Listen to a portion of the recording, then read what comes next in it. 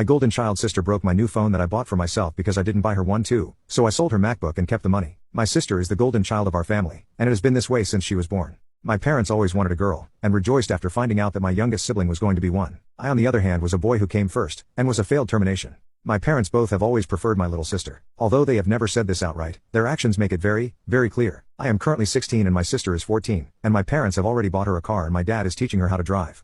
As early as I can remember, my sister's achievements and special occasions were always more celebrated. She got presents on my birthday, she got to choose the cake on my birthdays, she got to pick all the family events we did. If we ever went to the movies as a family, like we did one year for my birthday, my sister got to pick the movie. I remember that day very well. Avengers Endgame had just come out, and it was all the rave at the time. I was 12 at the time, and desperately wanted to see it. However, my sister objected and wanted to go watch the Lego movie. After some back and forth, which was really just my parents telling me to be the bigger person and let her have her way, we ended up going and watching the Lego movie. One thing that hurt a lot was how much my sister relished in the favoritism of my parents, and used whatever chance she could to wrong me and let me know that our parents would always have her side.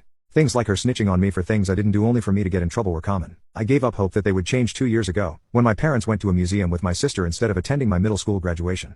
That night really did break my heart, but I suppose in a sense it was necessary too. It was the day I stopped expecting anything from my parents and started working for everything myself. Stuff like this has been happening all my life, and it is a big reason as to why I'm not close with my family at all. Nowadays, I would describe my sister and my parents as my roommates. A main issue that I currently have is my sister's behavior. The years of getting spoiled and treated like a princess by my parents have led to her becoming unbelievably entitled. She expects her birthdays to be very lavish, she expects to always have the newest technologies, and clothing. She owns a Gucci bags. Well, the one thing which she doesn't have is the newest iPhone. That is something I have, or rather had I should say. You see, I've been working a part-time job for the last year and a half and I've been saving as much as I can. Up until 2 weeks ago, I still had an iPhone 6, which was my first ever phone my parents bought me at 14. I had saved up way more than enough money to buy the latest iPhone, and that's exactly what I did. I remember coming home from the shop, new phone box in hand, very excited for my new purchase. I managed to use it for about a day uninterrupted, when I heard my sister complaining about me having it.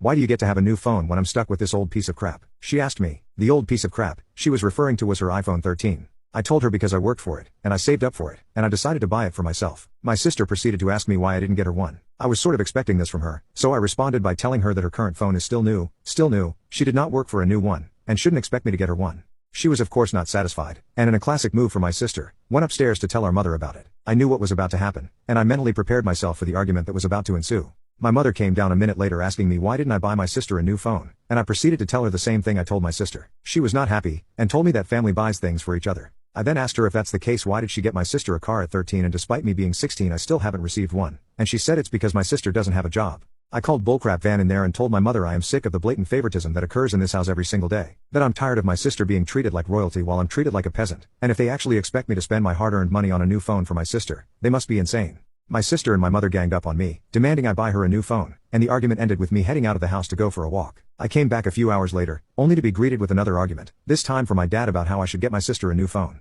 I did not engage in it however, and went upstairs to sleep. For the next week, I was constantly berated into buying my sister a new phone, and each time I refused, my sister especially, got more and more angry. She even screamed at me once, a literal scream, that I'd better buy her the new phone. She even threatened to break my phone or throw it at a wall unless I bought her a new one, but these threats of her I took as empty as I figured there was no way she would actually go through with it. Well, 6 days ago or so I woke up to my phone not at my bedside, as well as a smashing noise downstairs. I knew it was only my sister and I in the house. Both of my parents had worked despite it being the weekend. I went down to see what the noise was about and there I saw my sister. My phone was on the table, getting repeatedly hit with a hammer. By the time I saw it it was already totally destroyed beyond repair, and when my sister saw me she laughed and said, "Oops, that was an accident. Maybe you should have bought me a phone after all." I looked at her in pure disappointment and told her I no longer see her as my sister, and proceeded to pick up what was left of my phone and go upstairs with it.